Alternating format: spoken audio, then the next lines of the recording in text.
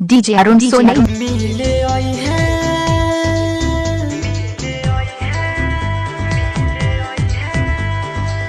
मिले आई है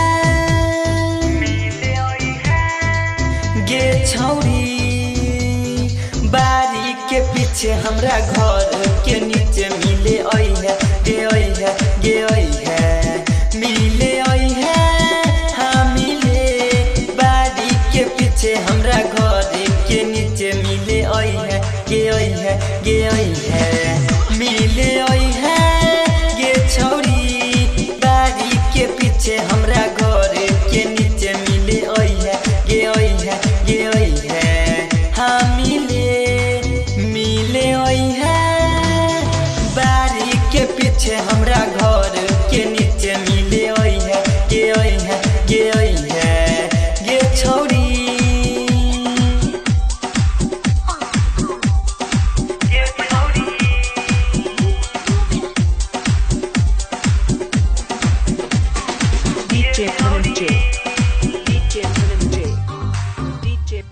चोरी से आई है गे चुपके से आई है गे मिले ला हमरा से गोरी बहिया में धक घूमे बौगे हम चारू ओरी हाँ चोरी से आई है गे चुपके से आई है गे मिले ला हमरा से गोरी बहिया में धक घूमे बौगे हम चारू मिले खातिर आई है बन कनी डर रखी है न तुम अब केकरो डर हाय रे बारी के पीछे हमरा घर के नीचे मिले आई है गे आई है गे आई है गे छौरी बारी के पीछे हमरा घर के नीचे मिले आई है गे आई है गे आई है गे छौरी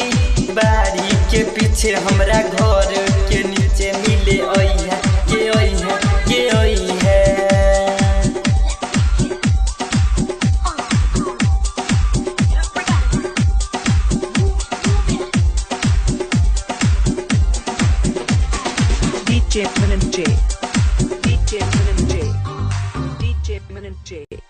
राइटर नागेंद्र गे लिख के कहो कहानी कहानी कहानी बिकी राजा जी के बंजो न गई तू रानी हाँ राइटर नागेंद्र राजा गई लिखो कहानी कहानी कहानी बिकी राजा जी के बंजो न गई तू रानी कान के बाली होठ के लाली जान मारिया हमारा ये खाली हाय रे बारी के पीछे हमरा घर के नीचे मिले आई है गे आई है गे आई है हाँ मिले बारी के पीछे हमरा घर के नीचे मिले आई है गे आई है गे आई है गे छौरी बारी के पीछे हमरा घर के नीचे मिले आई है गे आई है गे आई है डीजे अरुण सोनी मोबाइल नवंबर 15 92 28 23